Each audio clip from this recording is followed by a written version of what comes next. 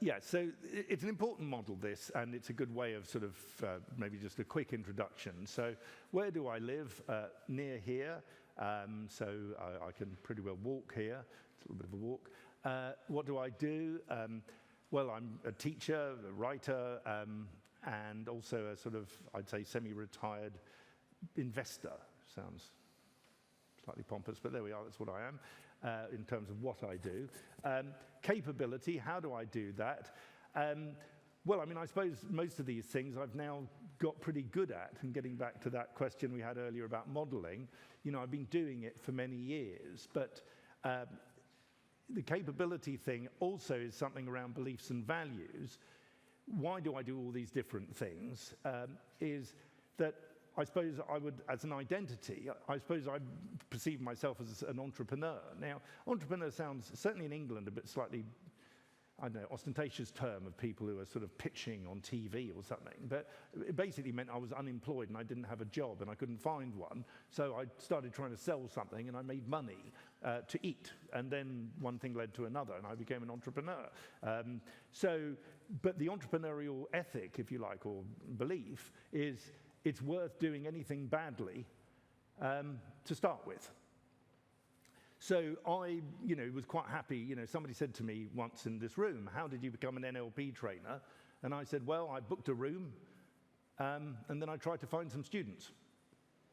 Now, that wasn't the answer they were looking for, I imagine. It might have sounded slightly sarcastic, but it was true. I mean, that's how I became an NLP trainer. I thought, I know, I'll become an NLP trainer. How do you do that? Easy, book a room and find some people to sit in it.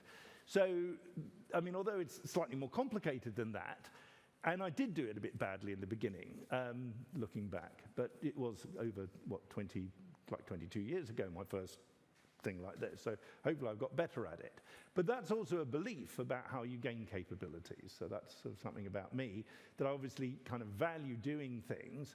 And it's more a case of me kind of finding myself having, I'm out of my depth thinking, oh my God, how did I get here? A bit of imposter syndrome, as opposed to me not trying. Do you know what I mean? But I mean, so it's quite stressful as well to find yourself in a situation where you're sort of like, I bullshitted my way into this situation. Oh God, what am I going to do now? But, somehow that's my learning strategy. But that could be, what's the word? Slightly, it could be unnecessarily stressful for me. I could perhaps spend a bit more time learning stuff before I jump into the deep end. So the identity then would be, who am I? I do sometimes like to use identity in a different way rather than a job role. Say something like I'm a juggler, or I am actually a drummer, is my sort of, hence the drumsticks. And I think that's also a kind of useful thing we cover more on Module 2, is the idea of identity. So often if somebody says, what do? You say, I am a fill in the blank. And I think that's very unhelpful, because your job role, your roles in life will change. Your job role will at some point end. If you're a mother or father or parent of some sort, I won't end, but well, it might. But generally, it will certainly reduce. So our identities do shift naturally in life, and being able to have something in the tank, in a sense, to cope with these transitions, which are natural, is, I think, one of the kind of big kind of gains of NLP. In other words, things are going to happen in your life, and if you're prepared for them, it's going to make that transition more easy. So when I did have a larger business at some point, and I sold it about 5 years ago, and so I didn't, for too long, feel like yesterday's man, for want of a better word. I did for a little while, but then after about a month, I thought, I feel good. I don't have all this stress anymore. This is fabulous. Well, I could have spent the next 20 years sort of saying, oh, I used to be something. Yeah. So I think that's also kind of interesting. Vision, why do I do this?